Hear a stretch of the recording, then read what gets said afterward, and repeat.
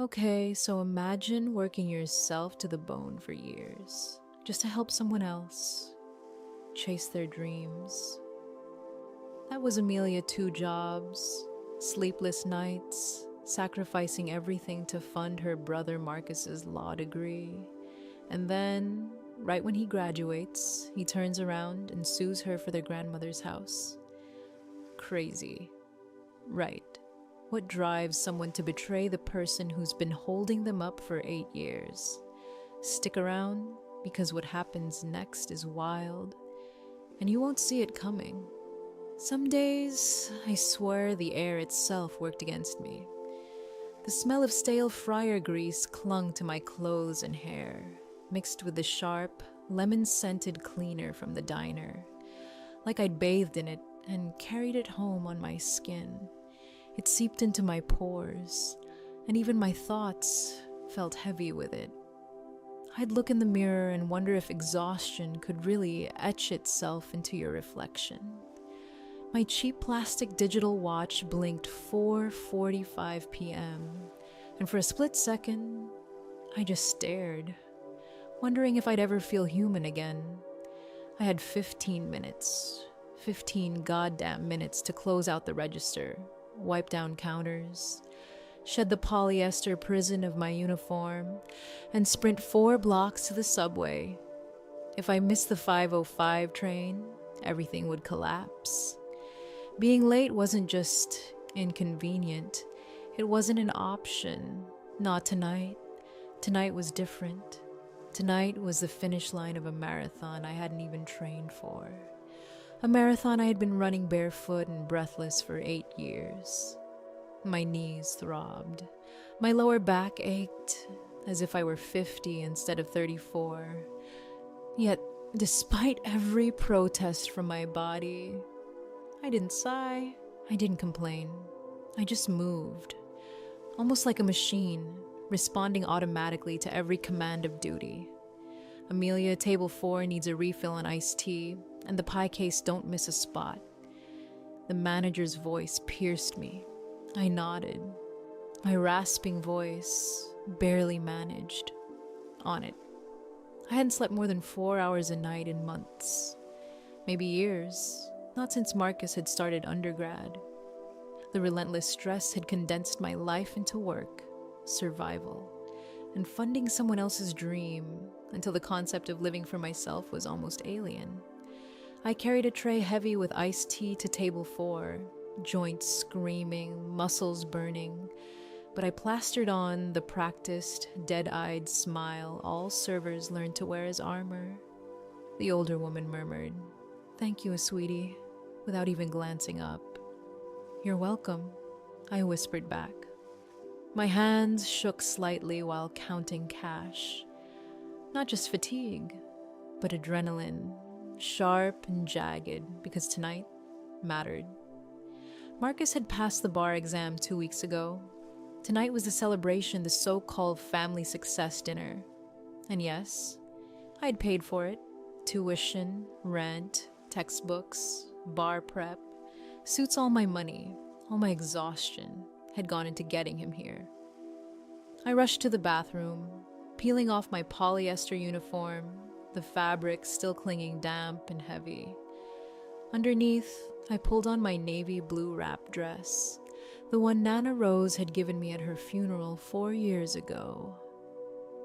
It hung loose now. The stress and skipped meals had stolen weight from me. Cold water on my face barely refreshed me. Exhaustion ran deeper than skin deep. Dark circles bruised under my eyes.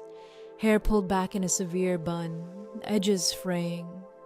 I stared at my reflection. It's over. After tonight, he has a career. You can breathe. Amelia, finally breathe, I whispered to myself.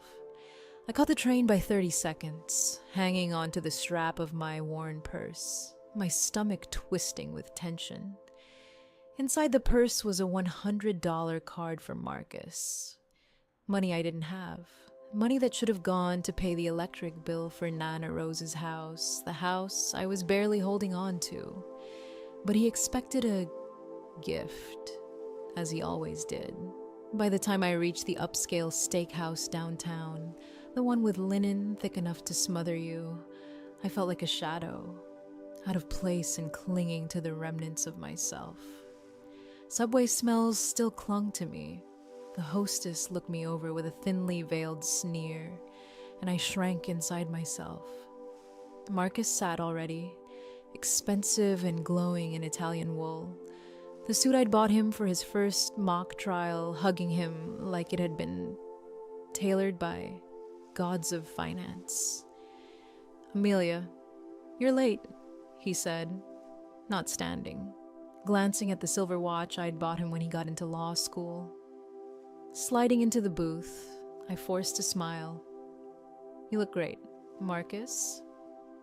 "Congratulations," I said. He sipped amber liquid from a glass, shrugged, and said, "Yeah, well, someone has to look the part." I ordered the $90 bottle of Cabernet. Each sip, a tiny stab of pain, knowing it was 3. Diner shifts, and forced myself to smile. Dinner blurred into a haze of him talking endlessly about the firm, the corner office, and the people who weren't as smart as him. I nodded and nibbled at my bread, too anxious to order more, just wanting it to be over. I wanted him to say the words I'd waited 8 years to hear thank you, but he didn't. When the check came, he pushed it toward me, not even looking. The manila folder holding my debit card shook in my hand, and then the bombshell. He slid an envelope across the table. "Partition action," he said, calm and cold, like ordering dessert. My world tilted. "You're suing me," I whispered, disbelief cracking my voice. Marcus, my brother, the kid I'd carried on my back, wiped tears and comforted, now a stranger with predator eyes, wanted Nana Rose's home. He cited mismanagement, waste, incompetence. All while I remembered freezing in the underheated house, funding his bar prep and everything else, while he slept warm and fed, oblivious. The walk home was a blur, neon lights slicing through the exhaustion haze. I walked 5 miles, heels pressing into blistered flesh, legs screaming, seeking grounding in pain. Physical agony tethered me to reality while my heart cracked under the weight of betrayal. I reached Nana Rose's Victorian, sagging porch and peeling paint, but still the only place that had ever felt like home. Lavender and old paper hit me in the foyer. Nana Rose's scent lingering, silent witness to betrayal and endurance. The house breathed memory, the groaning floors, dust dancing in moonlight. The quiet, sacred moments I had lived there while funding Marcus' existence. I sank into the kitchen chair, the same one I'd balanced checkbooks on, fed Marcus breakfast, held Nana Rose's hand as she fought cancer. The envelope lay before me, a bomb disguised as paper. I pulled out the documents, legal jargon thick, but enough to understand the accusations. Mismanagement. Waste. I patched plumbing myself, climbed the roof in rain, painted rooms after shifts, all to preserve this house. I gagged. Marcus's voice echoed, "You exist to carry us." To be a beast of burden. Maybe he was right. Hadn't I done exactly that, but beneath the weight? A spark of defiance flickered. I was more than labor. I was Amelia. Nana Rose's words returned to me. Frail but sharp ambition without gratitude is dangerous. The blue box, the hidden false bottom, the sealed document, a safeguard against just this moment. Upstairs, I retrieved it. The envelope didn't need reading yet. Its mere existence was power. Marcus called me a beast of burden, but beasts kick back sometimes. I dialed Mr. Henderson, the estate attorney, a man as old as the house itself. He answered softly, as if expecting human folly. I told him the lawsuit.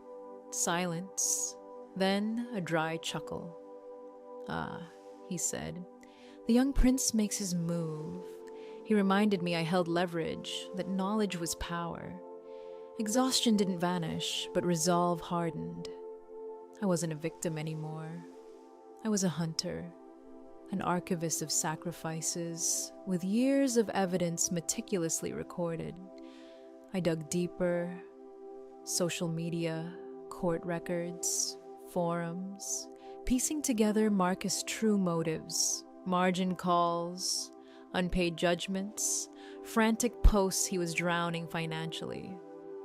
The lawsuit was a desperate lifeline, a final grab at my home. Every document unearthed, every post printed, made fear recede, replaced by icy clarity. The burden of 8 years, pressing on my chest, lifted, replaced by strategic calm. Weeks blurred, legal letters piled up, depositions loomed. I lived like a ghost in my own home, showering at the gym, heating beans on a camping stove, working with Mr. Henderson to construct a fortress of evidence. Marcus tried intimidation, threats, every angle to crush me. Yet the stress of daily survival had trained me endurance, patience, calculation. I let him think he controlled the game while I set the pieces for checkmate. By the deposition, tension thickened. Glass skyscraper, marble floors, security guards, all designed to make me small. I answered short, precise, letting Marcus parade arrogance while I stored every misstep. When evidence of debts and financial recklessness came forward, his facade crumbled. Adrenaline of months, exhaustion of years, and the emotional weight of betrayal converged. I watched the brother who called me a beast of burden reveal himself as vulnerable, a trapped animal. Courtroom showdown, depositions, unearthing every ledger, every receipt, all traced back to these long nights of exhaustion. Sacrifice, invisible labor, the smell of fryer grease, aching knees, sleepless nights, the foundation of victory. Every missed meal, pawned heirloom, extra shift, not in vain. Marcus's arrogance collided with truth, and I understood survival isn't just enduring, it's remembering, documenting, and claiming what's rightfully yours. The graduation dinner had been a crucible, a glimpse of betrayal to come, but also a reminder of the strength I had built, unnoticed, uncelebrated, absolute. 8 years of relentless work, enduring physical and emotional tolls, forged a backbone and mind that could withstand anything, exhausted beyond words. Yes, but beneath the quiet knowledge I could survive anything, that knowledge, that lived experience was worth more than any diploma, any suit Marcus acquired at my expense. The steakhouse smelled rich, like aged oak and butter, a far cry from the fried oil and lemon cleaner that had clung to me all day. I felt out of place immediately, like someone had handed me the wrong script for life. Marcus was already seated, looking expensive, confident, glowing in that Italian wool suit I'd bought him for his first mock trial. His hair perfectly styled, his skin healthy and untired. He looked every bit the lawyer he was now, the kind of success I'd only glimpsed in magazines and through exhaustion-laden dreams. "Amelia, you're late," he said, not standing, checking the gleaming silver watch I had bought him when he got into law school. His tone was sharp, almost dismissive, as if my minutes meant nothing. I slid into the booth opposite him, trying to force a smile. "The train was delayed," I said, my voice quieter than I intended, hoping it sounded casual. "You look great, Marcus." "Congratulations," he nodded, taking a slow sip of his dark amber drink, and shrugged. "Yeah, well, someone has to look the part." His words weren't malicious exactly, but they carried the weight of entitlement, a quiet arrogance that left my stomach twisting. I tried to swallow the lump rising in my throat as I looked around the restaurant, the white linen tablecloths, the waiters moving silently in tuxedos, the soft murmur of conversations, and felt entirely exposed, a shadow among polished lights. I went ahead and ordered a bottle of Cabernet, the $90 one, because it was what you did when celebrating right. My stomach clenched at the cost-3 diner shifts, but I forced a smile, nodding as I watched Marcus launch into the celebration he had been planning in his mind for weeks. It wasn't a conversation, it was a monologue about himself. The firm that had hired him, the corner office he was aiming for, the classmates he considered inferior. I nodded politely, barely touching my bread, listening through the anxious knot in my stomach. I just wanted to get through the dinner, to make it to the end, to hear a word of gratitude for the years I had sacrificed for him. But it never came. When the check arrived, my heart sank before I even looked. Marcus leaned back, pulling out a sleek leather wallet, and without a word, slid the folder holding the bill toward me. I froze, fingers hovering over my card, shaking slightly. My heart thumped, a mix of shock and disbelief. This was the brother I had spent my youth supporting, the one I had worked countless nights and days to lift up, the one I had sacrificed so much for, and now he expected me to cover this dinner without even a glance or a thank you. Marcus," I began, my voice trembling, but he cut me off with that practiced cold smile. "I'll get the tip," he said, as if generosity were something owed, not earned. He leaned back, exhaling in that way that made me feel smaller, lighter, like I was some invisible fixture in his life. My hand shook as I reached for my debit card. I knew it would go through only because I had transferred the last of my emergency fund earlier that morning. Every transaction of my life had been spent propelling his forward, and even now, I was the one paying the price for his polished veneer. Then came the envelope. He reached into his briefcase, a heavy leather bag that seemed far too deliberate for such a casual gesture, and slid a thick manila envelope across the table, right over the spot where the bill had been. I stared at it, a cold chill winding down my spine. "What is this?" I asked, my voice barely a whisper, clutching at the edges of the folder. "It's a lawsuit," he said, calmly, as though he were announcing the daily special. "A partition action, to be precise, contesting the current deed arrangement." My stomach dropped, the restaurant noise fading into a dull, oppressive hum. "You're suing me," I breathed, disbelief coating my words. The fork in my hand trembled. I had just spent 8 years of my life making him who he was, sacrificing nights and days, food, comfort, warmth, and I had believed, somehow, that family meant loyalty, gratitude, maybe even love. But the person across from me, the brother I thought I knew, looked at me with the practiced cool of someone who had learned to see relationships as transactions.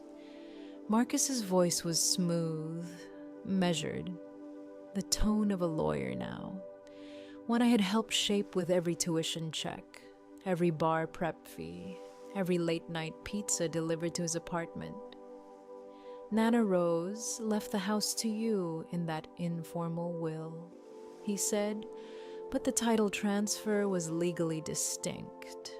As her biological grandson, I have a claim to 50% of the asset. Actually, I'm arguing for 75%, citing mismanagement of the estate during your educational years. I felt my pulse spike, confusion and anger tangling in my chest. Mismanagement? I had worked 2 jobs, spent sleepless nights, pawned Nana Rose's heirlooms, skipped meals, and sacrificed my own health to pay for his education. I opened my mouth, voice rising despite the tight knot of disbelief. Marcus, I worked 18 hours a day to pay for your school. I haven't bought new clothes in 4 years. I used money for the roof repair to pay for your bar prep. That's not mismanagement. That's sacrifice. He waved a dismissive hand, the epitome of arrogance. That was your choice, Amelia. No one put a gun to your head. You took on the role of provider. That's your function. My hands trembled in anger. My function I echoed, voice breaking. Tears pricked my eyes. I am your sister. I am a person, not just a function. It was my life, my energy, my health, all spent to give you a future. Marcus leaned forward, the glint of triumph in his eyes. I'm an attorney now, he said, voice sharp, confident. I'm going to be making serious money. I need capital to buy a condo in the city. Something that fits my status. I can't have my equity tied up in that rotting old Victorian in the suburbs with you living in it like some spinster ghost. I felt the floor shift beneath me. My home. Nana Rose's home. A house I had nurtured, patched, cleaned, preserved. It wasn't just an asset to me. It was memory, love, legacy. That is my home, I said, voice trembling. It's Nana Rose's house. I cared for her when she was sick. Where were you, Marcus? You were at parties, networking. I was building a future. Exactly, he said, face hardening, smirking like the predator he had become. You served your purpose. You carried the load, and now I don't need carrying anymore. You're a beast of burden. Amelia, that's it. The words cut deeper than any physical exhaustion I had endured. I sat frozen, the envelope lying on the table like a bomb ready to explode. He didn't just want the house.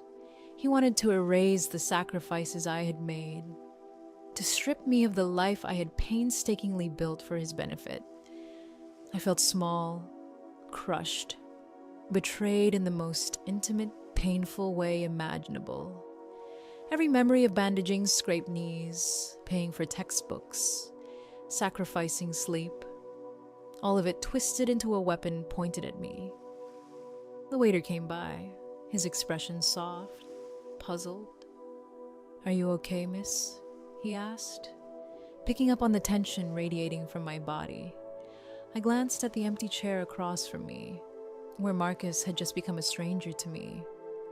No, I whispered, clutching the envelope, my chest tightening.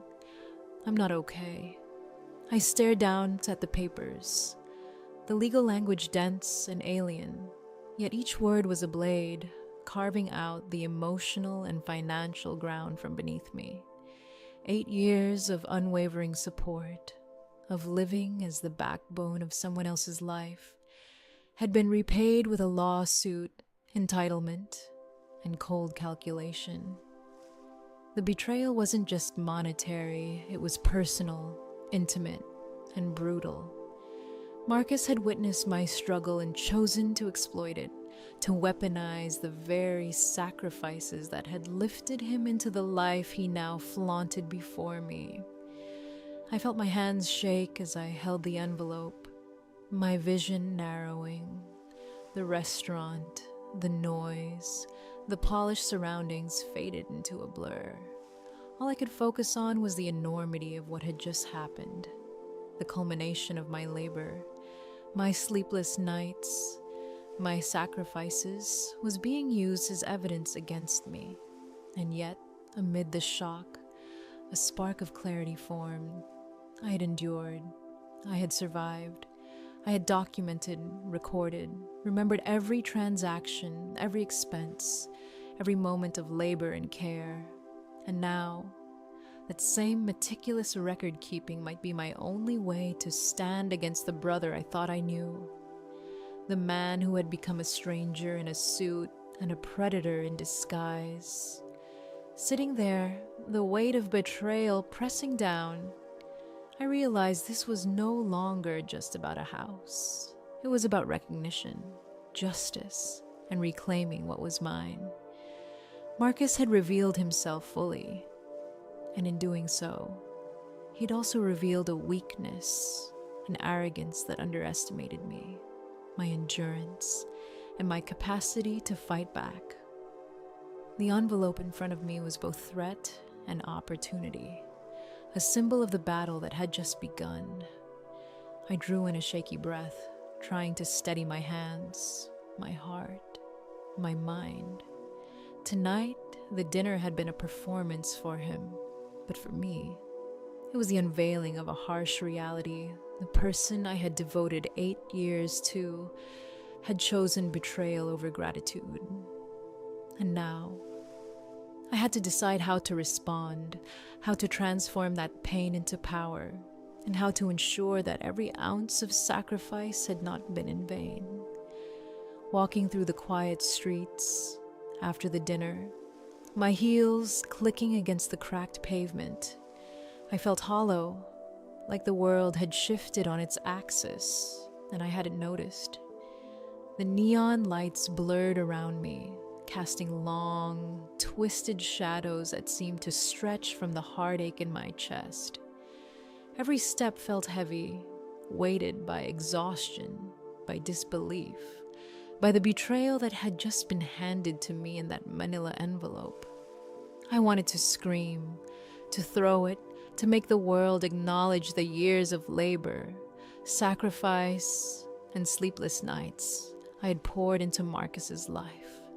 But instead, I walked, letting the cool night air prick at my damp, weary skin, grounding me as I tried to think.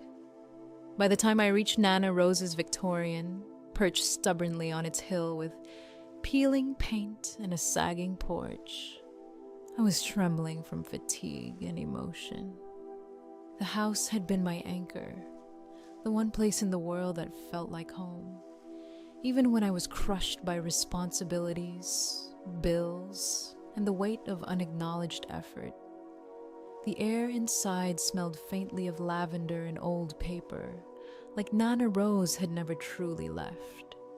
My hands, still shaking, fumbled with the keys, unlocking the heavy oak door. As I stepped into the foyer, the familiar creaks of the floorboards beneath my feet felt like the house itself exhaling. It was alive with memory, with the presence of the woman who had shaped our family, who had loved me fiercely and wisely. Even now, the house seemed to hold her in its walls, in the dust that floated in the moonlight, in the silence that seemed like a held breath. I made my way to the kitchen, every step measured, almost ritualistic. The room was dim, illuminated only by moonlight spilling through the windows. The envelope lay on the kitchen table, stark and threatening against the dark wood. My fingers hovered over it, afraid to touch, yet desperate to understand. I picked it up, feeling the weight of paper that carried more than just words. It carried the culmination of my sacrifices, the years of work that had gone into funding Marcus' education and life. My chest ached with a combination of anger, sadness, and disbelief. How could someone I had supported, someone I had sacrificed for, turn so cold, so calculating? The envelope was both a challenge and a threat, and I felt the crushing realization that everything I had worked for was now under immediate attack. I opened it carefully, the paper rustling, each page a testament to the cold, procedural way in which my brother had weaponized my efforts. Legal jargon stretched across the pages, designed to intimidate, to confuse, to make me doubt myself. But as I skimmed, my mind drew connections, memories flashing vividly every dollar I had spent, every sleepless night, every pawned heirloom, every shift worked double time to pay for his tuition, rent, textbooks, bar prep, and suits. It had all been for him, and now he was using it against me. My hand shook, not just from fatigue, but from the surge of emotion that came with realizing the depth of his betrayal. I sank into a chair, the envelope trembling in my hands, and let myself breathe for a moment. I remembered Nana Rose, her frail but sharp presence, the wisdom in her eyes that had always seemed just out of reach when I needed it most. Her voice echoed in my mind. Ambition without gratitude is dangerous. I remembered the afternoon she had called me to her bedroom, the one I kept closed off, the quiet sanctuary where she had whispered warnings and shared secrets meant to protect me. Her frail fingers had pointed to the antique vanity in the corner, the one with the blue box. I remembered how she had instructed me to call Mr. Henderson, the estate attorney, using his private line, and to safeguard the blue box with its hidden compartment. She had seen Marcus for what he truly was, even before I did, and she had prepared me for the moment when his ambition and entitlement would collide with the love and sacrifices I had poured into his life. I climbed the narrow staircase, each step creaking under my weight, the house seeming to groan with me.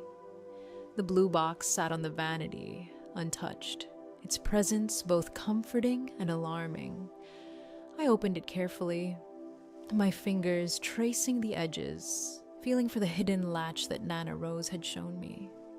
With a quiet click, the false bottom revealed itself, and there it was, a single folded document, sealed with Mr.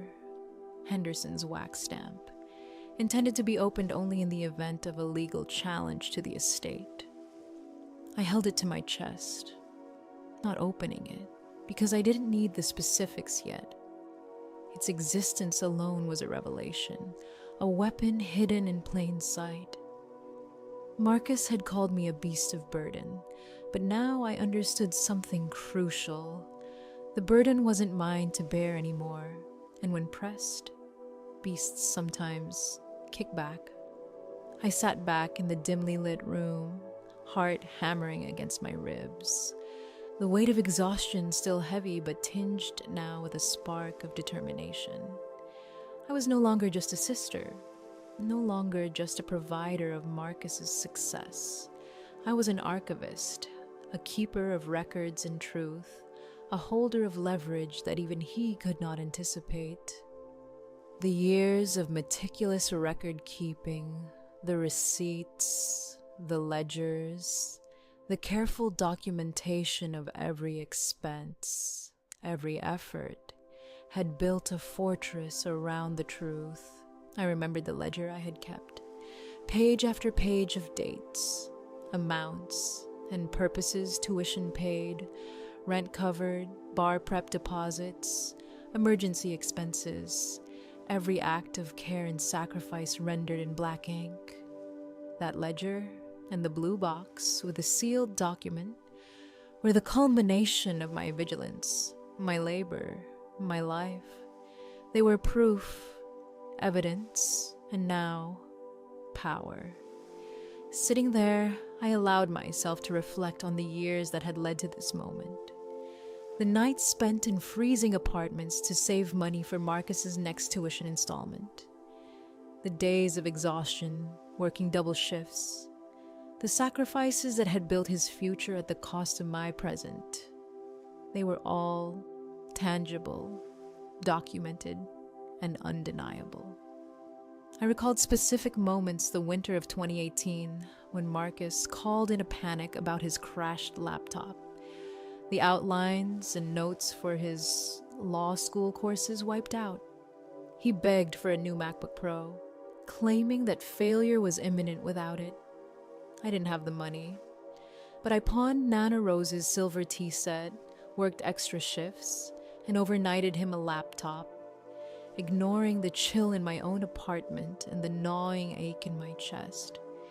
He never asked how I managed it, never acknowledged the cost. That pattern had repeated itself over and over his needs, his ambitions, his comfort, always prioritized over my own and always accepted without gratitude. And yet, in the quiet of the house, holding the sealed document, I realized something profound. I was no longer powerless. The blue box and the ledger were more than just records. They were a shield and a sword. Marcus had misjudged me, as he had always underestimated the quiet persistence that had defined my life. He assumed that pressure and exhaustion would make me compliant, that the weight of responsibility would bend me to his will. But he had forgotten one critical lesson. The same meticulous diligence and endurance I had applied to supporting him could now be wielded to protect myself and the home that was rightfully mine. I considered the envelope and the document within it. It was a holographic cautisole, a legal instrument that could not only defend my ownership of Nana Rose's house, but could potentially disinherit Marcus entirely if he continued his challenge. The irony was sharp, almost cruel. The very ambition that had driven him to sue me was about to become the mechanism of his defeat. Yet, I didn't open it. I had learned, painfully, that timing and strategy mattered more than immediate satisfaction. The reveal, the moment of truth, would wait for the courtroom. For now, the knowledge of its existence was enough to anchor me, to transform my fear and despair into focus and resolve. As I sat there, the weight of years pressing on my shoulders, I allowed myself to feel the myriad emotions that had accumulated: anger, betrayal, exhaustion, grief, and finally, determination. My life had been consumed by Marcus's needs, his education, his ambitions, but it had also built a resilience I hadn't fully appreciated until this moment. Each act of labor, each sacrifice, each sleepless night, each tear shed in silence had honed me, sharpened me, prepared me for this confrontation. And now, in the quiet of Nana Rose's kitchen, I felt that resilience crystallize into purpose. I thought about the contrast between Marcus's entitlement and my perseverance.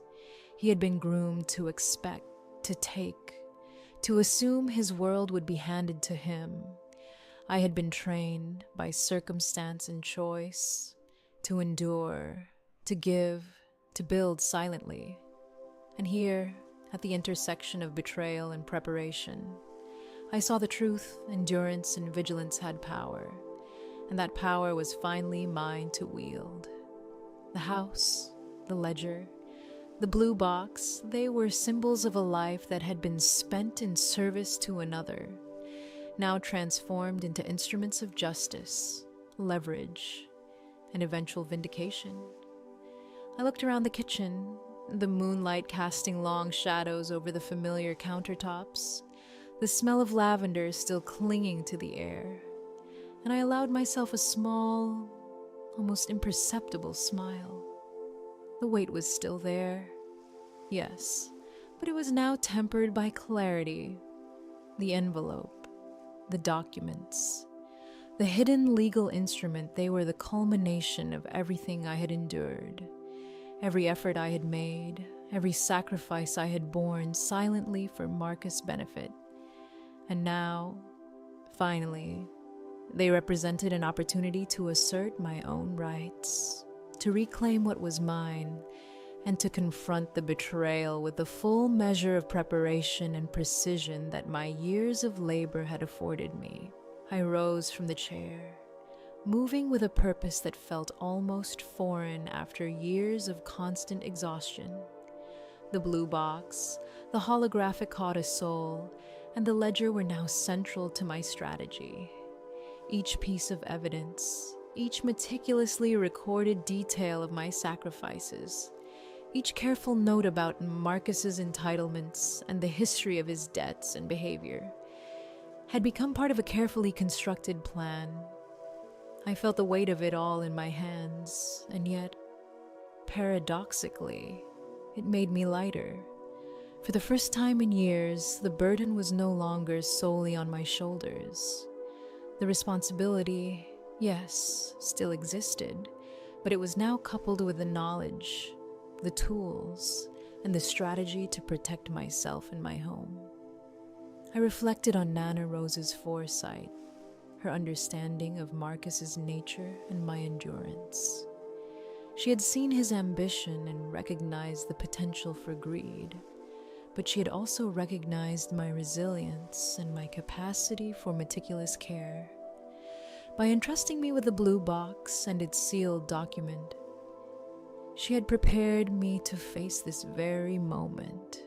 It was a test, a safeguard, and a means to ensure that the sacrifices I had made were not rendered meaningless by the very person they had served. Sitting back down at the kitchen table, I allowed myself a moment of introspection. I thought about the years of physical and emotional strain, the nights of exhaustion, the relentless work at the diner and in other jobs to fund his life. Every blister, every ache, every sleepless night had built more than just the foundation for his career. They had built the foundation for my own agency, my own leverage. The irony was sharp and almost satisfying. The very life of service and sacrifice that had left me drained, worn, and overlooked had also equipped me with the knowledge and evidence necessary to stand firmly against the betrayal I now faced. I held the envelope in my hands, feeling its weight, imagining the power it represented in the right hands. I felt a strange mixture of anxiety and anticipation, the emotional strain still present, but now intertwined with a growing sense of determination. I knew that when the time came, I would not falter.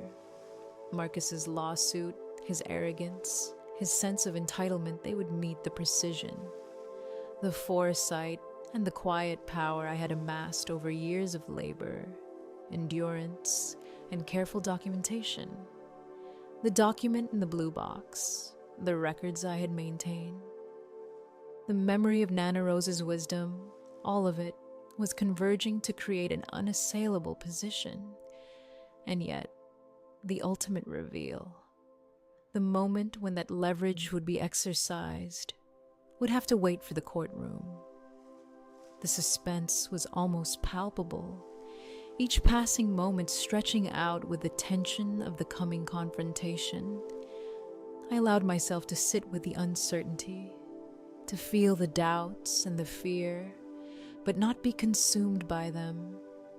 Instead, I let them sharpen my focus, hone my resolve, and remind me of the stakes. The betrayal was deep, personal, and raw. But so too was the opportunity for justice, for reclamation, for asserting my rightful place in the legacy that had been built on the love and care of Nana Rose and the years of sacrifices I had made. The night stretched on, quiet and still, and in that silence I felt the mounting determination solidify within me, readying me for the confrontation that would finally bring clarity, justice, and a reckoning for the betrayal I had endured. The morning after the dinner, I woke with a tight knot in my stomach, the envelope from Marcus still on the kitchen table. The house was quiet, the lingering lavender and old paper scent of Nana Rose filling the empty rooms. For the first time, I didn't move immediately to clean or organize. I didn't head to the diner. I sat down at the old desktop computer in the back room, the one with slow, glitchy internet, and knew I had to dig. I had to understand Marcus's motives, and more importantly, I had to find the truth hidden behind the polished facade he wore so easily. I started with the obvious social media. Vanessa, his fiancée, had public accounts, meticulously curated. Their posts were a highlight reel of luxury trips to Aspen, Michelin-starred dinners, and artfully staged images of success. Each photo was a clue, a piece of the puzzle, if I looked closely enough. And I did. My eyes scanned every post, noting dates, locations, and subtle inconsistencies. There was a post 3 months ago, Marcus, wearing a watch, something high-end, a model that immediately made my stomach drop when I checked the retail price.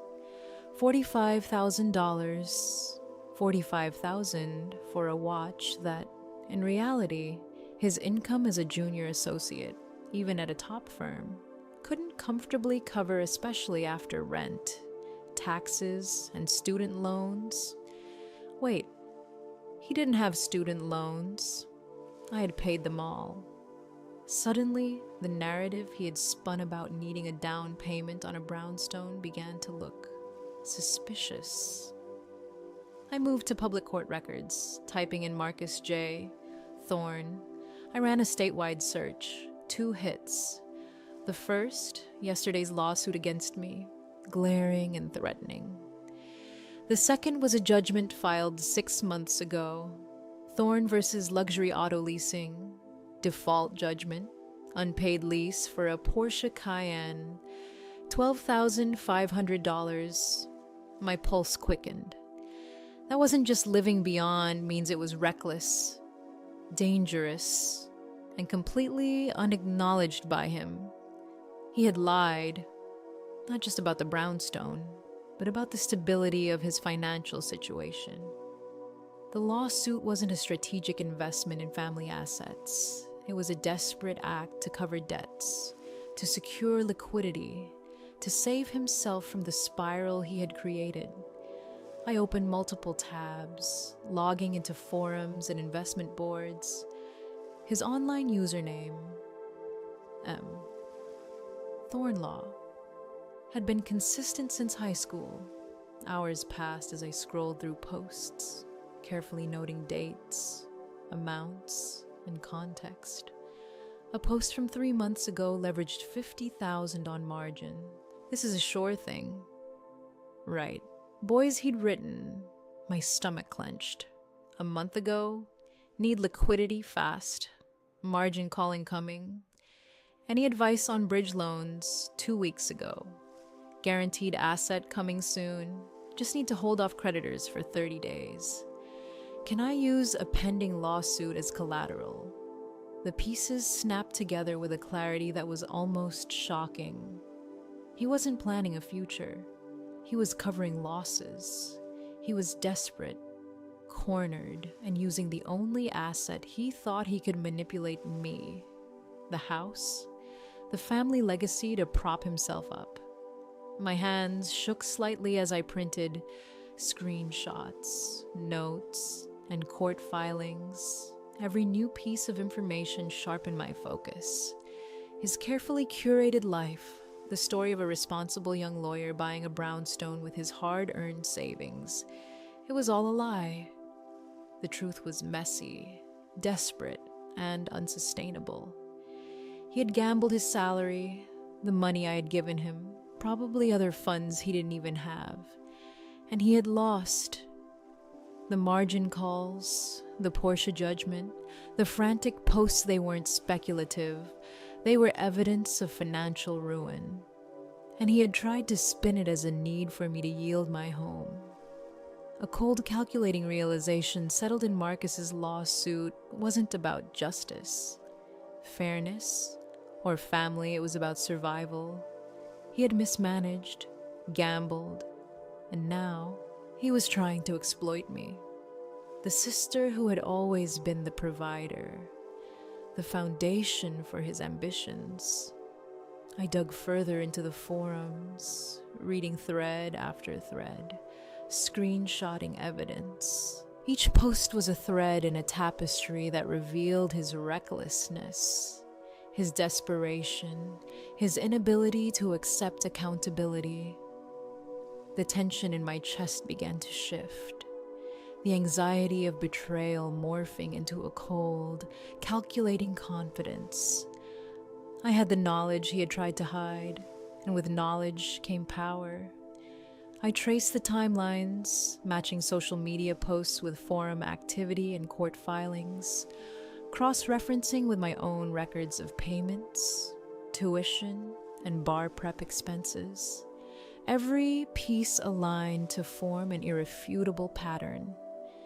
Marcus had not only been reckless with his own finances, but he had also misrepresented his stability and intentions to me, to Vanessa, and to anyone else he wanted to impress.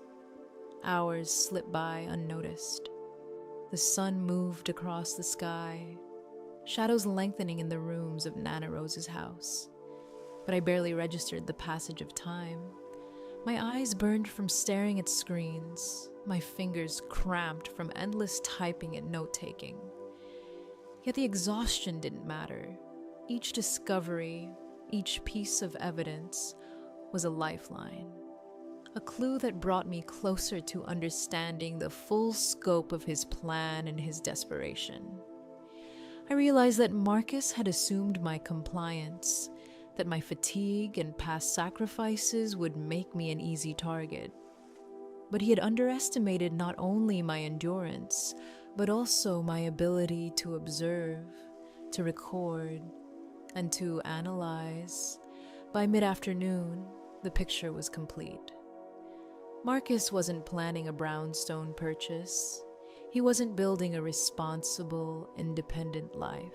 He was drowning in debt, cornered by margin calls, unpaid judgments, and obligations he couldn't meet. The lawsuit against me was a lifeline, a way to leverage the only asset he believed he could control my claim to Nana Rose's home. The realization sent a shiver down my spine, a mix of dread and resolve. I was angry, yes, but I was also clear. I wasn't just the person he had exploited. I was the one with the information, the evidence, the foresight, and the records that could unravel his desperate scheme. I took a break, leaning back in the hard plastic chair, rubbing my temples. The documents sprawled across the table like a battlefield of evidence, each one a small victory in understanding the truth. The ledger of tuition payments, rent, bar prep deposits, all meticulously kept lined up against his forum posts and court filings. The contrast was stark, and the clarity it brought was almost intoxicating. I wasn't powerless. I wasn't a victim. I was informed, prepared, and capable of defending what was mine. The more I dug, the more patterns emerged. He had been consistently overextending, posting online for advice, pretending that leverage trading was research or hypothetical. But the reality was far different. Margin calls, desperate inquiries, frantic pleas for liquidity, all evidence of a life teetering on the edge of financial collapse. And the lawsuit that was his attempt to stabilize himself, to use the home and my history of sacrifices as collateral for his recklessness. He was counting on my exhaustion, my long habit of self-sacrifice, to force me into submission. But I wasn't submitting, not this time.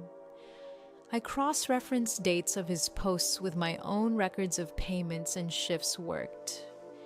The correlation was undeniable. Every time he faced a financial shortfall, I had been there to cover it, unbeknownst to him that I was also cataloging it, filing it, making it concrete, tangible, undeniable. Each record, each ledger entry became a thread in the safety net that I was now fully conscious of. A net that could protect me and ensure justice was served. I realized then that the frustration, the pain, the endless labor of the past 8 years, while excruciating, had prepared me for this moment in ways I hadn't appreciated until now. I printed the most damning pieces of evidence screenshots from the forum, court judgments, timestamps, and posts that outlined the desperate need for liquidity, the margin calls, and the fabricated story about a brownstone. I stacked them neatly next to the ledger in the sealed blue box containing Nana Rose's holographic cautisole. The evidence was overwhelming in its clarity, and the pattern was undeniable. Marcus' financial instability had driven him to this. Not a rational investment strategy, not a need for a down payment, not any sense of fairness or stewardship over the family home. The lawsuit was about survival, desperation, and misdirection. As the hours ticked by, I felt my confidence solidify. The fear and shock from the dinner, from the betrayal, were still present, but they were tempered now by certainty. I understood his motives, his lies, his recklessness. I saw the full picture of a man cornered, acting out in desperation, trying to manipulate the only person he thought would comply me.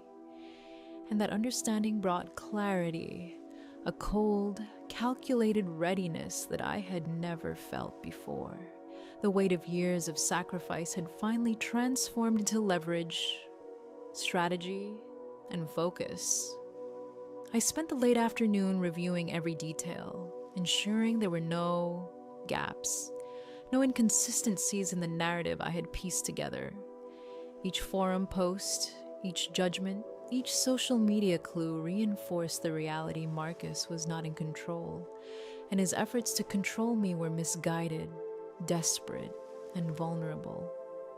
I noted every timestamp, every amount, every detail that connected the dots from his reckless decisions to the immediate threat he posed to my home. The scope of his desperation was frightening.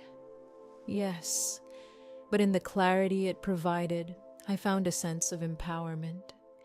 I wasn't reacting blindly to betrayal. I was preparing, documenting, and readying myself to confront the situation with precision and resolve. By evening, the research was complete, the evidence organized, and my plan taking shape. I looked at the stack of printed posts, the ledger, the envelope with the legal documents, and the blue box with the cautisole. Each element represented a piece of a puzzle, a strategic advantage, and a path to reclaiming control. I realized that Marcus's overconfidence, his arrogance, and his desperate attempts to manipulate the situation had blinded him to the fact that I had both the foresight and the evidence to counteract his moves. I wasn't just a sister wronged. I was a strategist, an archivist, a guardian of the legacy Nana Rose had entrusted to me. As I sat back, letting the weight of realization settle, I felt a mixture of relief, determination, and anticipation. The pieces were in place, the truth was clear, the leverage was mine, and the moment to act, to reveal the depth of preparation and the undeniable evidence of his financial desperation and manipulation, would come in the courtroom. For now, I had clarity, focus, and the quiet satisfaction of knowing that the story was no longer controlled by Marcus, no longer dictated by his ambition, entitlement, or lies. I had uncovered the truth, and with it, I had reclaimed a measure of power and confidence that had been buried under years of sacrifice, exhaustion, and betrayal.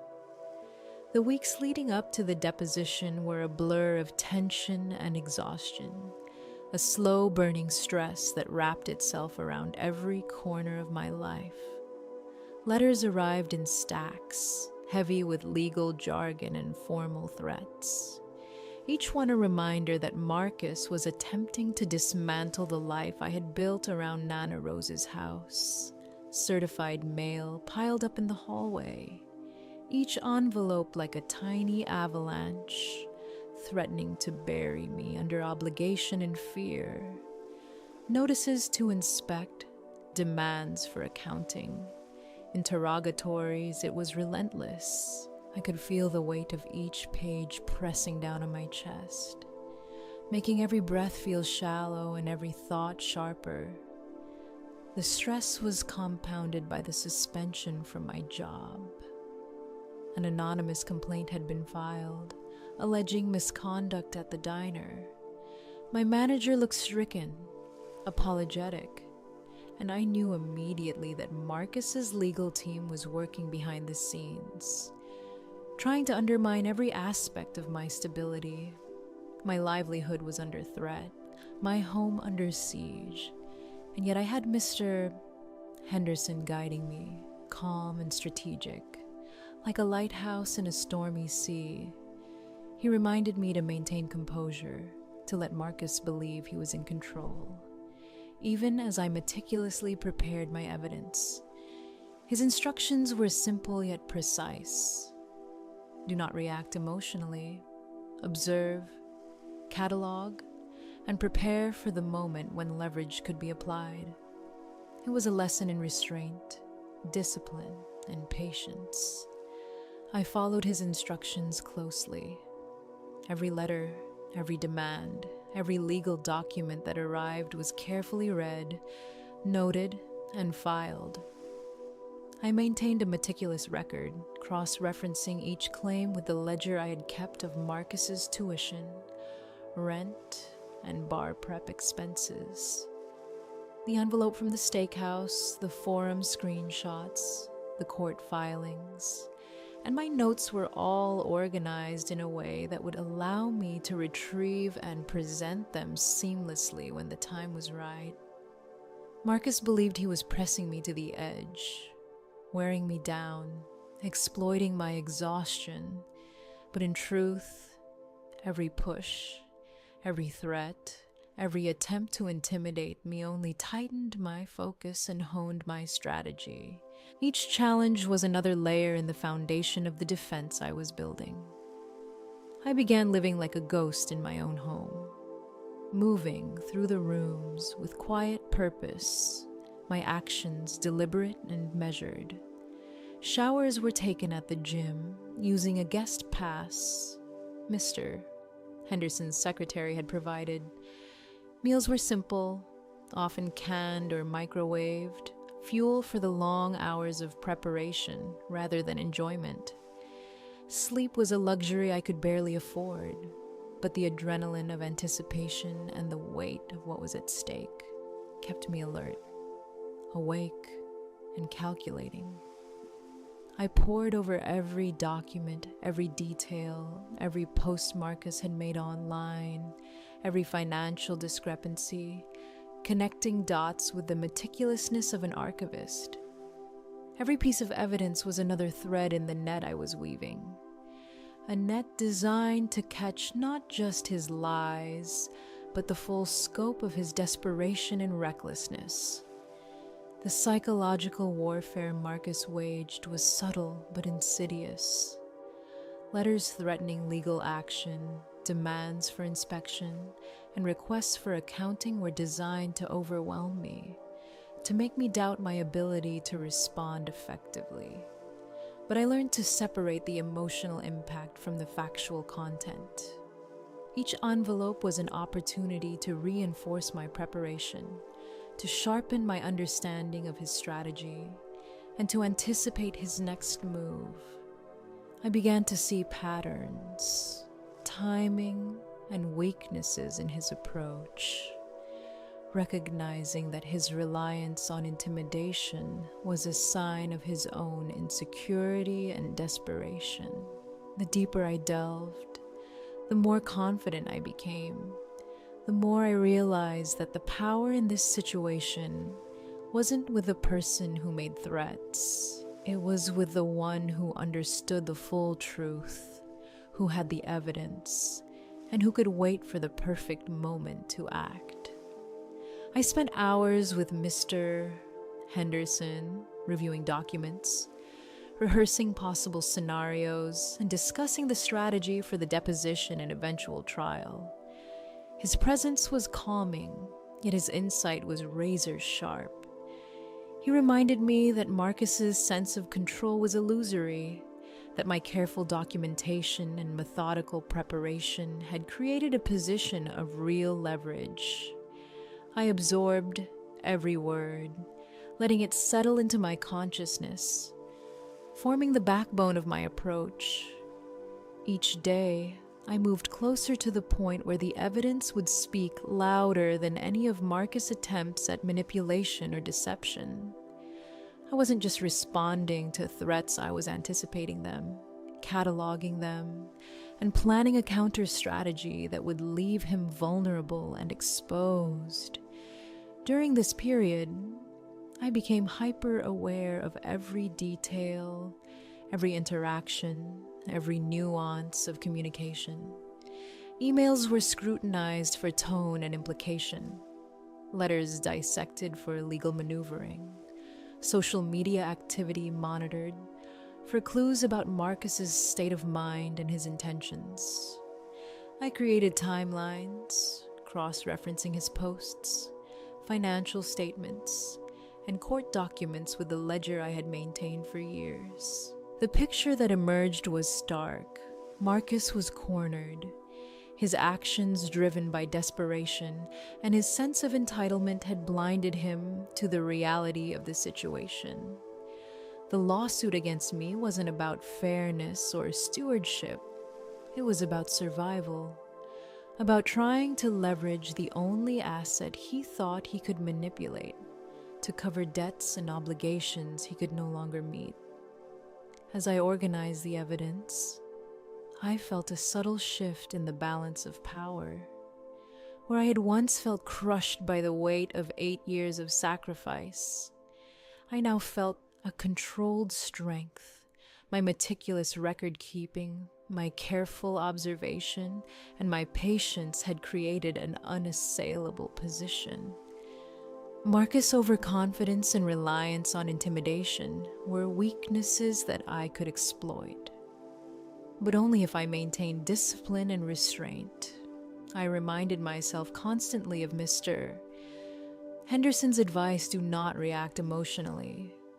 Allow him to believe he is winning, and prepare every piece of evidence for the moment it would have maximum impact.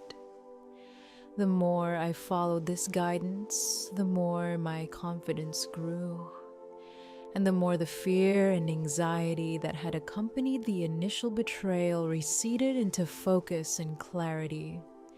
I also began to anticipate the types of questions and challenges Marcus might present during the deposition. I rehearsed responses, ensuring that I could answer truthfully without revealing my strategic intent. Monosyllabic answers, careful pauses, and subtle acknowledgement of his questions became tools of psychological leverage. By appearing compliant, cautious, and even vulnerable, I created the impression that he was in control, while behind the scenes, I was building a case that would dismantle his credibility and expose the truth of his financial desperation and reliance on my sacrifices. It was a delicate dance of perception and reality, and I found myself growing more adept at it with each passing day. Even the moments outside of legal preparation became part of the strategy. I walked through Nana Rose's house, observing the spaces Marcus had once inhabited. The evidence of care and effort I had invested over the years. Every repaired pipe, every patched wall, every clean surface was a reminder not only of my sacrifices, but also of the tangible proof that could support my case. I cataloged these details mentally and in writing, ensuring that no aspect of my labor could be dismissed or overlooked. The house itself became a living testament to the narrative I was building, a silent witness to the history Marcus had attempted to ignore or exploit. Despite the exhaustion, the stress, and the emotional strain, I found moments of clarity and strategic thinking that surprised me. Each day of preparation reinforced the lesson that patience and observation could transform vulnerability into strength. Marcus' attempts at intimidation, his letters and demands, were indicators of his desperation, and each misstep he made created an opening for leverage. I realized that the true power in this situation wasn't in brute force, loud confrontation, or immediate reaction. It was in meticulous preparation, understanding, and timing. My years of sacrifice had given me the endurance to sustain this effort, the attention to detail to maintain accuracy, and the perspective to recognize the opportunities hidden within his aggression. As the deposition approached, I felt the tension rise, both in the external pressure of legal maneuvering and the internal discipline required to maintain composure.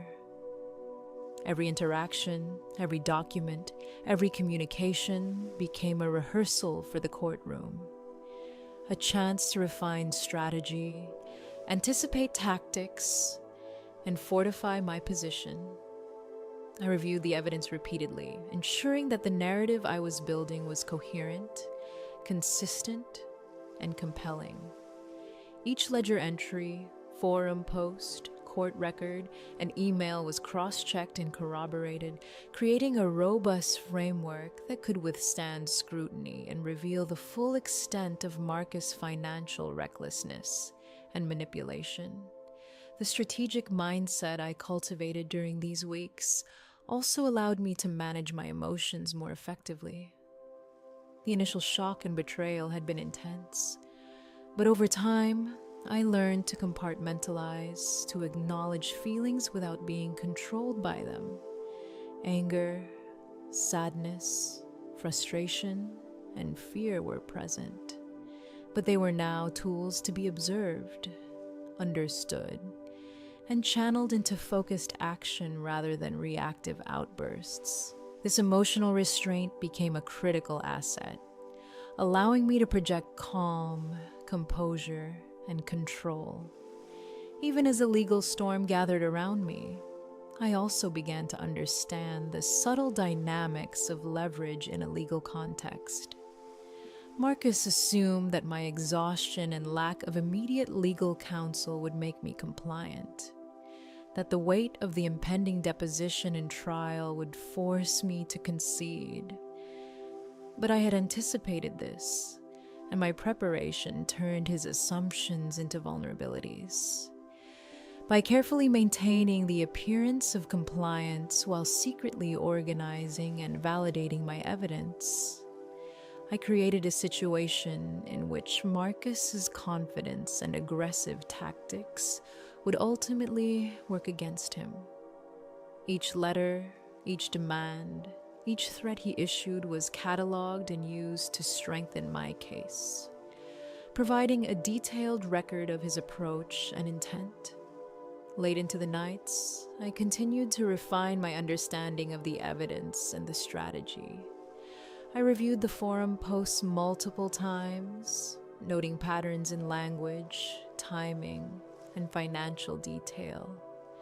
I cross-referenced these with a ledger of payments and receipts I had meticulously maintained over the years, ensuring that every dollar, every action, and every timeline was accounted for. The clarity that emerged was empowering.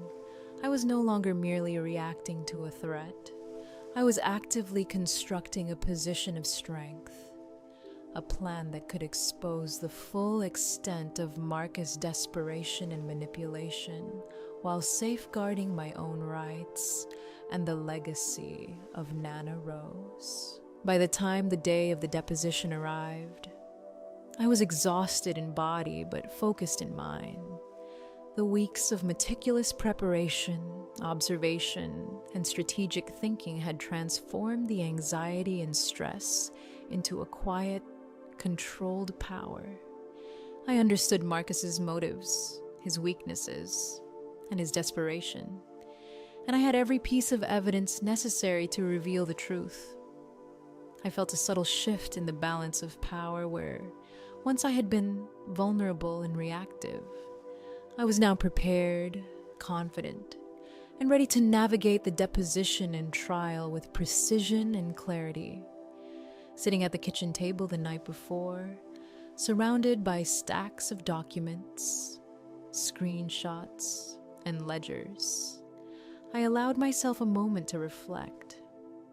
The preparation had been exhaustive, draining, and emotionally taxing, but it had also been empowering. Each day of vigilance, each careful record, each observation of Marcus' patterns had contributed to a strategic advantage that he could not anticipate. The tension and stress had sharpened my focus, honed my judgment, and clarified my objectives. I was no longer merely a sister wronged. I was a strategist, a guardian of evidence, and a holder of leverage that could turn the tide in my favor. As I finally prepared for rest, I felt a sense of calm determination. The path ahead was still fraught with challenges, but I was ready. Every threat, every attempt at intimidation, every legal maneuver from Marcus had been anticipated and accounted for. The subtle power shift was underway. He believed he controlled the narrative, but in reality, I had cultivated the clarity, preparation, and evidence necessary to ensure that the truth would prevail. The deposition and trial were no longer sources of fear. They were stages upon which the culmination of years of observation, sacrifice, and meticulous preparation would finally be revealed, and I would be ready to act with precision, confidence, and unwavering resolve. The morning of the trial dawned gray and heavy, rain falling in thin sheets that slicked the streets and made the world feel smaller, more oppressive. I dressed slowly, methodically, pulling on the navy blue wrap dress, the same one I'd worn to the graduation dinner and Nana Rose's funeral. Its fabric was familiar, almost comforting in its weight and history. I pulled my hair back, the watch Nana had given me snug on my wrist, and took a deep breath. Outside, the world was wet and muted, and I felt the strange sensation of focus sharpening, cutting through the residual exhaustion of weeks of preparation. Today was the culmination, the moment when years of sacrifice, observation, and strategy would converge into something tangible, something real. The courthouse steps loomed ahead, marble cold and slick under my heels. I gripped the strap of my worn purse tightly, feeling the subtle tension in my muscles as I ascended. Marcus stood near the pillars, smoking a cigarette despite claiming he hated the habit. His suit was rumpled, eyes red-rimmed, a flicker of strain betraying his carefully constructed composure. Vanessa was nowhere in sight, and Mr. Sterling, his firm's senior partner, checked his phone impatiently, casting occasional glances at my direction. Marcus' glare found me, full of hostility, yet I didn't flinch. I walked past him, heels clicking like a drumbeat of determination, every step a reminder that I was prepared, that I had strategy, that I had leverage. We entered courtroom 4B, the scent of old wood and the weight of justice pressing around us. Mr.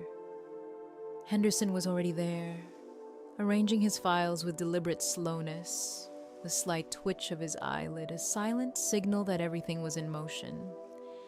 I took my seat beside him, letting the anticipation settle into a cold, precise focus. The bailiff's voice bellowed, commanding attention. All rise. Judge Alistair Vance entered, a mountain of a man, shock of white hair, face carved like granite. He adjusted his robes and looked over his spectacles. Case number 4924, Thorne versus Thorne. Counsel, are we ready to proceed? Marcus stood, voice strong but a tremor betrayed him. Ready for the plaintiff. Your Honor. Mr. Henderson, steady and calm, responded, ready for the defendant. Your Honor. The judge's gaze swept the room. Very well. Opening statements. Marcus moved to the center, back to me, a polished display of confidence. He began weaving his story, a carefully crafted narrative about the family home, its maintenance, and my supposed mismanagement. His voice was articulate, persuasive, controlled. He described me as incompetent, financially irresponsible, and unable to care for Nana Rose's property. I have tried to reason with my sister, he said, placing a hand over his chest in faux sincerity. I have offered to buy her out, to help her move to a more suitable apartment. But she is obstinate. She is letting our grandmother's legacy rot because she is emotionally unable to let go. I sat still, absorbing every word, every subtle inflection, every piece of his performance. His arrogance and polish were a mask, one I had seen before, one I knew had cracks beneath the surface. My grip on the edge of the defendant's table tightened slightly, the leather cool under my fingers, grounding me. Mr. Henderson, watching, allowed him to speak, letting the full weight of his testimony fill the room.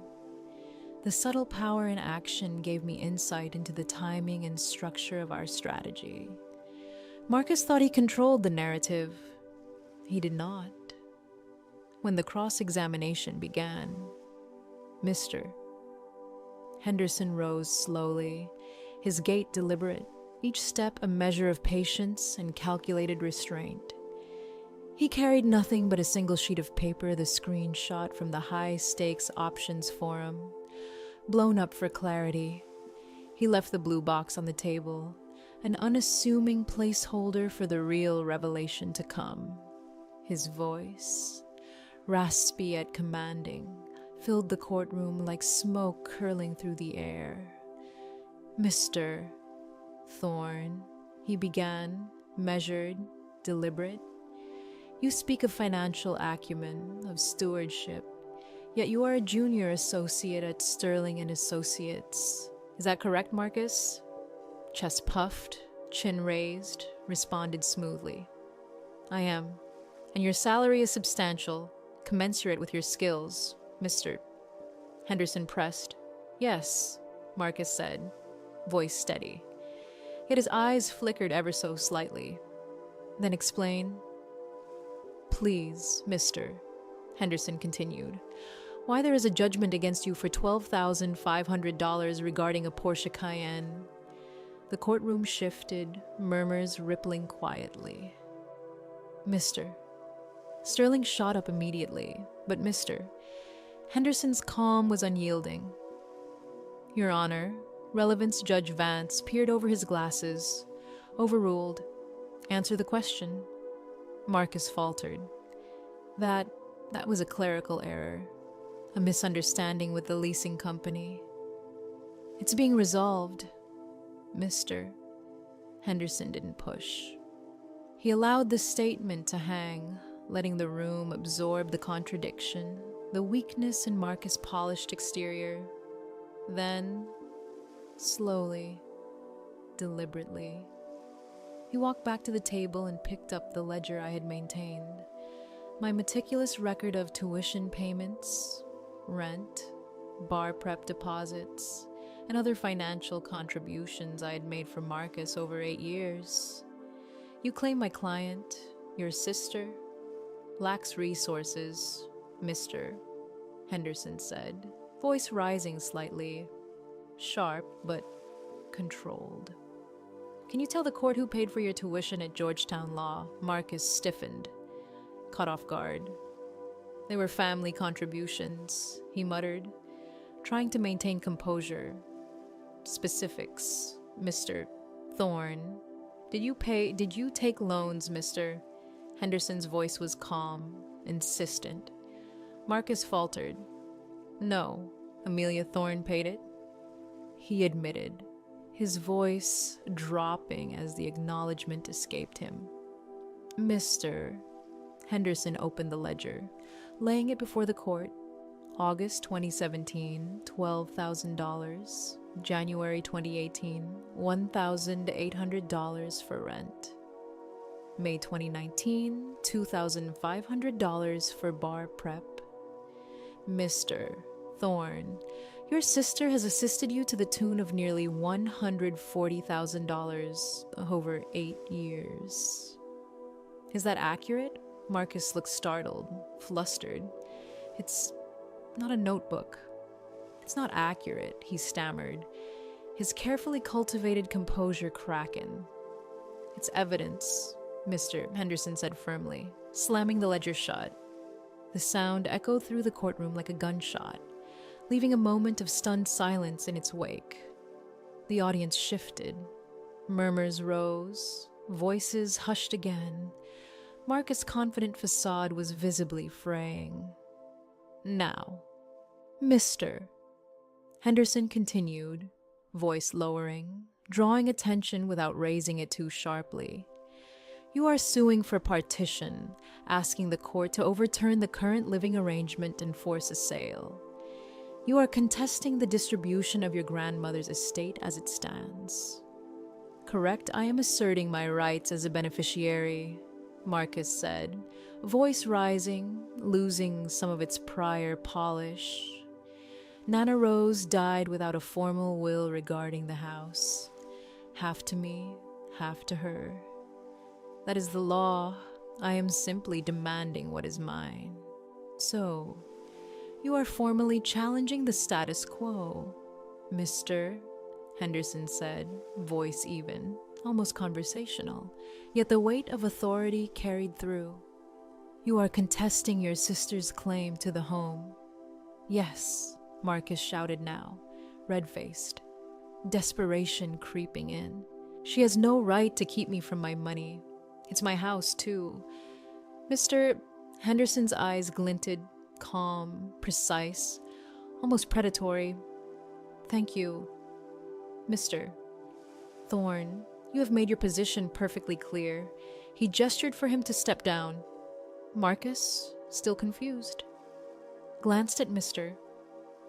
Sterling, who shrugged helplessly, unable to intervene. He had assumed that his confident assertion would intimidate, yet the courtroom had already begun to tilt against him. The defense called no witnesses. Mr. Henderson's voice rose as he addressed the court, each word deliberate, building tension, commanding attention. Your Honor, the defense wishes to submit a piece of evidence that has come to light. A document entrusted to my care by the deceased Rose Thorne, to be opened only in the event of a legal contest between her grandchildren. He picked up the blue box, turning it so the court could see it but not fully revealing its contents. The room leaned forward instinctively. The tension was palpable. Every eye followed the box as it moved toward the bench. Your Honor, Mr. Henderson continued, his voice measured, drawing out the suspense. I present the holographic cautisole to the last will and testament of Rose Thorne, dated May 14th, 2019. Authenticated by my office, sealed with our stamp, and witnessed by 2 disinterested parties. Judge Vance took the envelope, examining the seal carefully. His eyes shifted to Marcus, who was now very, very still. Mr. Sterling approached the bench, caution written across his face. The judge slowly broke the wax seal, the sound of tearing paper resonating in the silent room. He unfolded the document, adjusted his glasses, and began to read silently. Each word seemed to hang in the air longer than normal, each pause deliberate, every inflection measured. The courtroom was tense, breaths held collectively.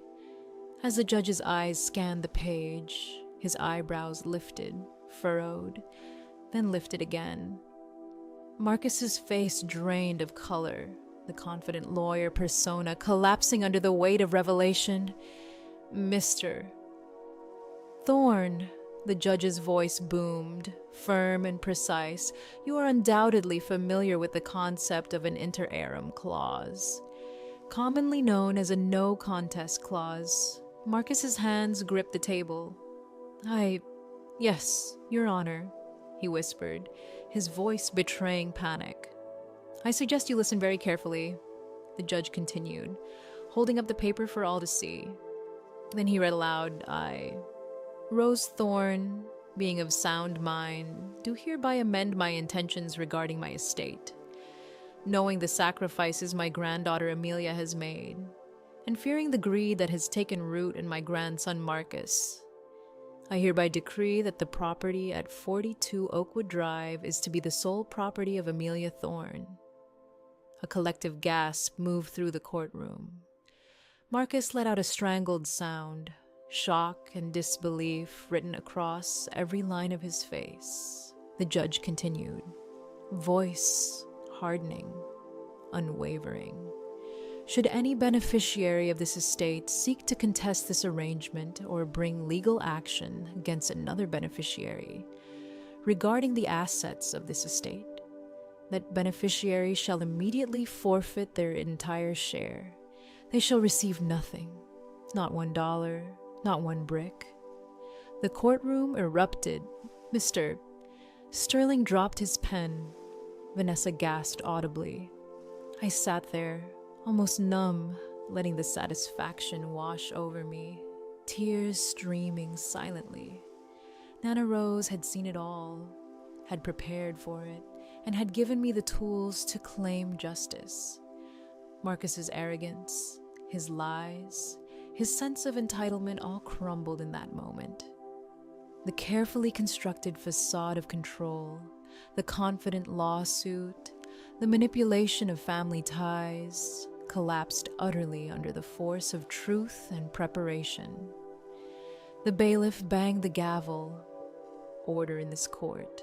Marcus staggered, swaying, pleading. Amelia, please. I'm your brother. I'll drop the suit. Just give me a share. 10%. Just 10%. I looked at him steadily, voice cutting through his cries. You said I exist to carry you, Marcus. But I'm putting the load down. 2 officers stepped forward, removing him from the courtroom. Mr. Sterling frantically packed, eyes wide. Mr. Henderson closed the blue box gently, looking at me with a quiet pride. It's over. Amelia, you've earned this. Walking out of the courthouse, the rain had stopped, sunlight spilling across the wet streets. The weight of 8 years, the manipulation, the exhaustion, all lifted. I was free. Justice had been served. Truth had prevailed. And the burden I had carried was no longer mine to bear. I had survived, prepared, and claimed what was rightfully mine. Today, I was no longer just the sister, the caretaker, or the archivist of someone else's ambitions. I was myself, victorious, whole, and free. The courthouse doors closed behind me with a satisfying finality, the sound echoing like a punctuation mark on the nightmare that had consumed the last 8 years of my life. The gray sky outside had broken open, sunlight streaming down in golden beams across the wet pavement. I breathed deeply, filling my lungs with the crisp, damp air. And for the first time in nearly a decade, I felt its lightness. The weight of Marcus's expectations, his entitlement, his manipulation, and the relentless pressure I had carried on my shoulders, all of it, seemed to lift with each step I took away from the courthouse.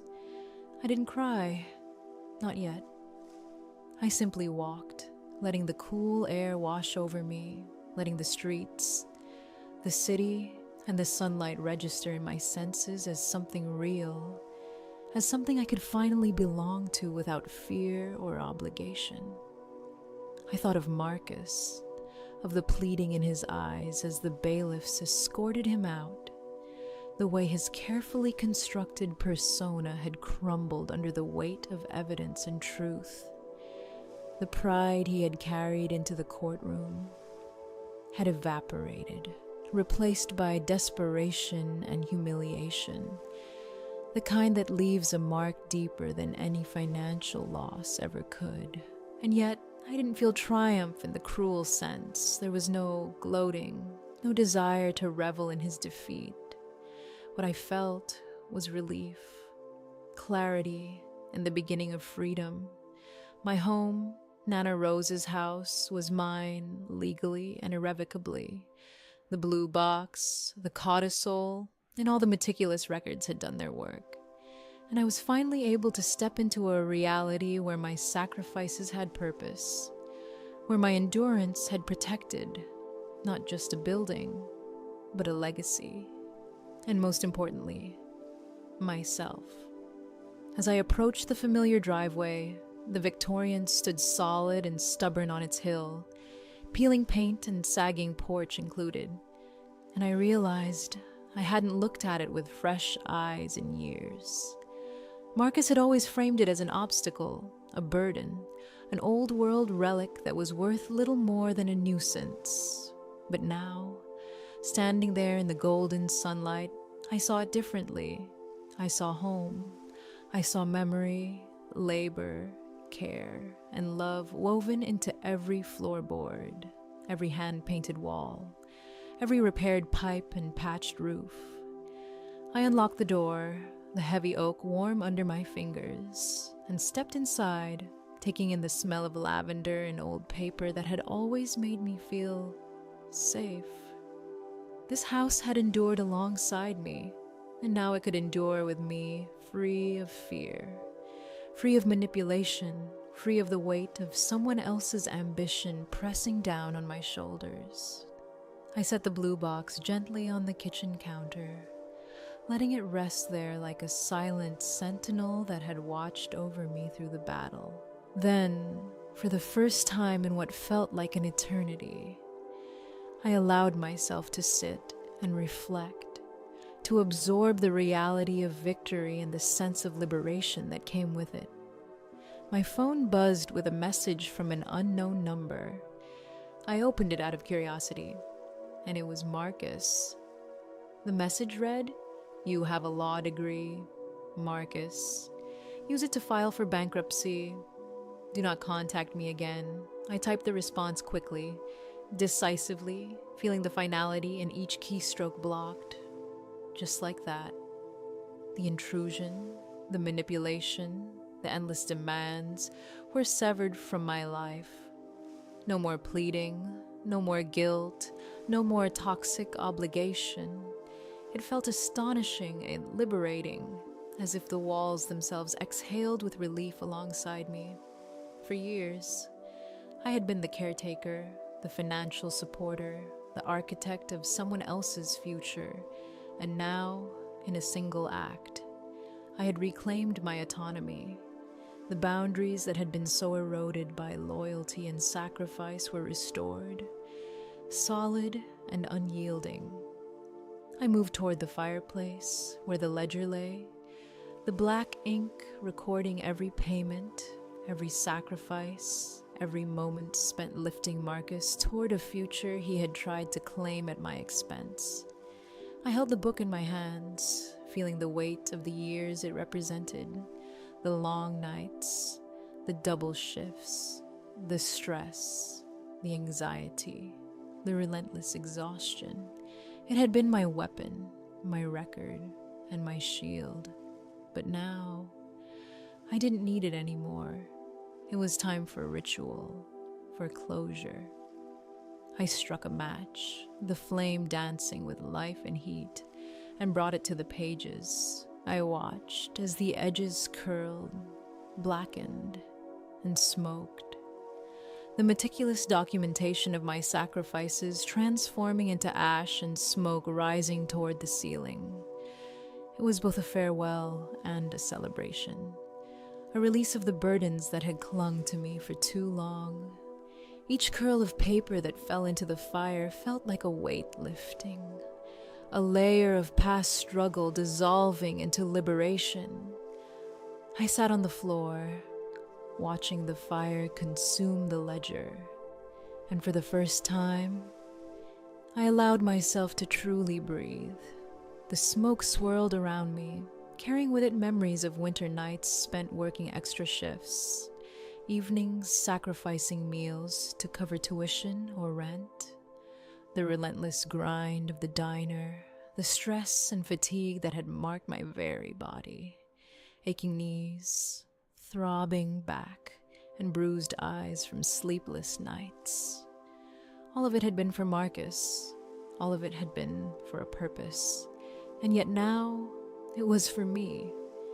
The fire didn't just consume the ledger, it transformed it into a symbol of triumph. A statement that my efforts, my labor, and my endurance were no longer a source of subjugation. They had been endured, recorded, and now released. I felt light, lighter than I had in years, as though the house itself had absorbed the tension and was radiating back a sense of safety and empowerment. I walked through the rooms, taking in the sunlight streaming through the bay windows, dust motes dancing like tiny fragments of memory caught in golden rays. The house was quiet, alive with history, and now with freedom. I opened the windows to let in fresh air, carrying the scent of rain and earth, and I felt a strange exhilaration. Each step through the familiar spaces felt like a reclamation, a marking of territory, not by force or entitlement, but by rightful presence and endurance. I imagined the walls absorbing not only the sunlight, but the spirit of liberation, every creak of the floorboards echoing like applause, acknowledging the battle won and the peace regained. The kitchen, where Marcus had slid the manila envelope across the table like a weapon, now felt serene and safe.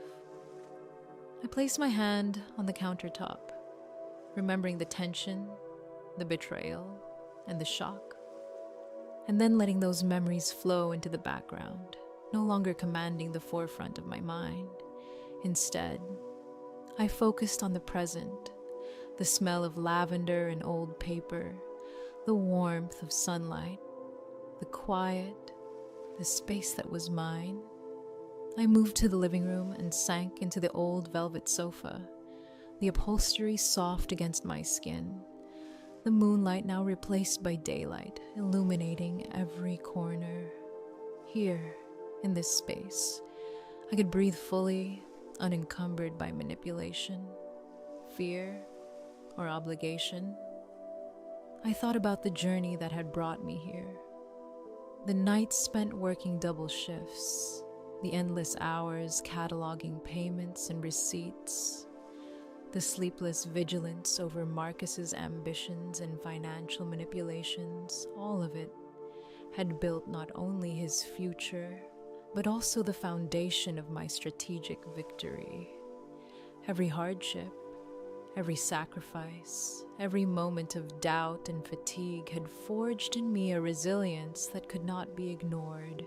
And now, as the ledger smoldered in the fireplace, as the house absorbed sunlight and warmth, I felt the culmination of that resilience settling into a profound sense of self-possession and empowerment.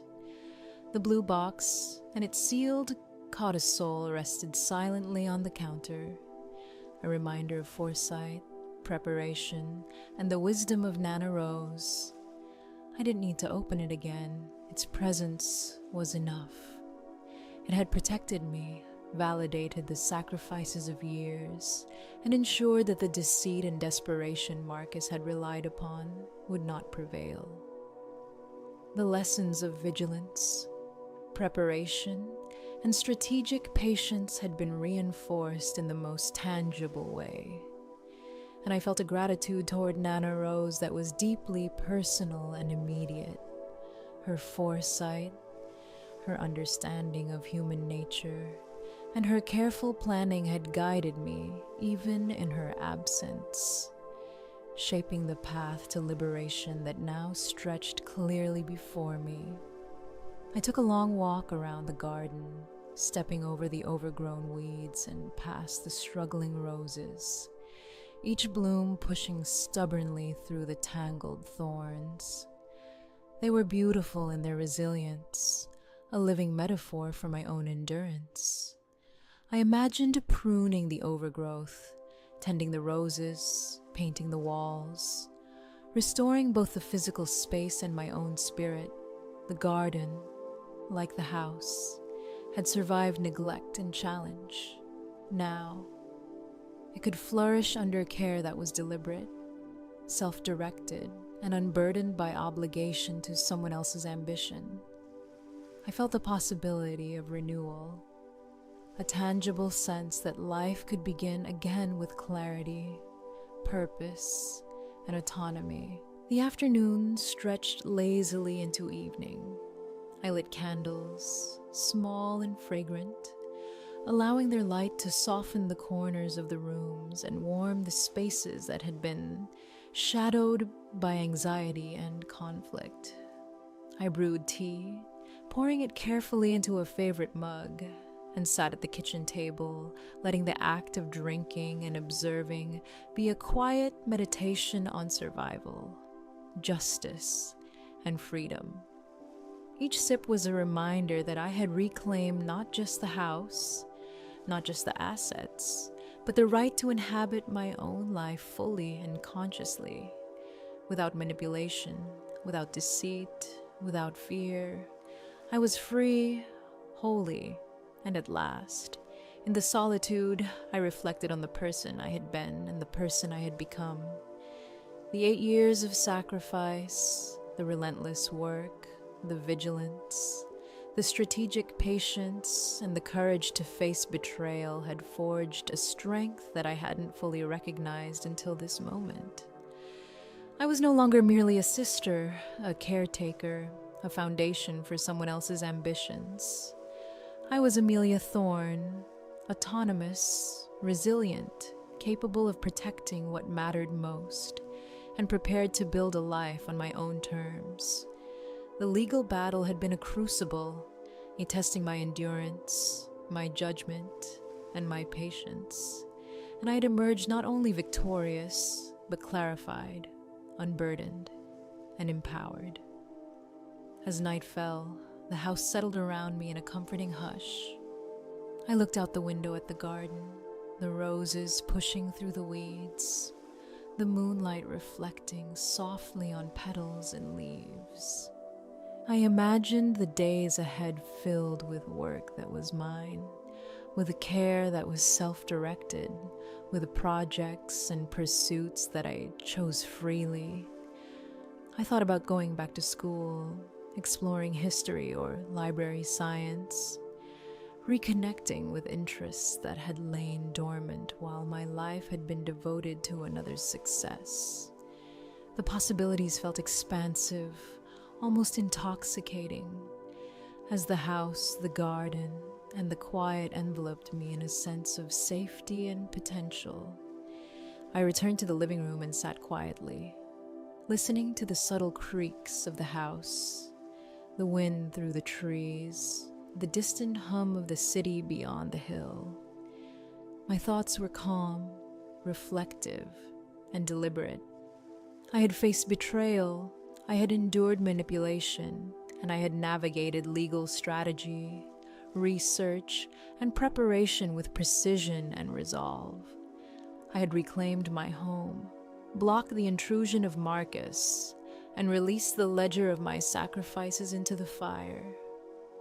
The symbolic and literal acts of letting go were liberating, marking a clear boundary between the life I had been forced to support and the life I was now free to build.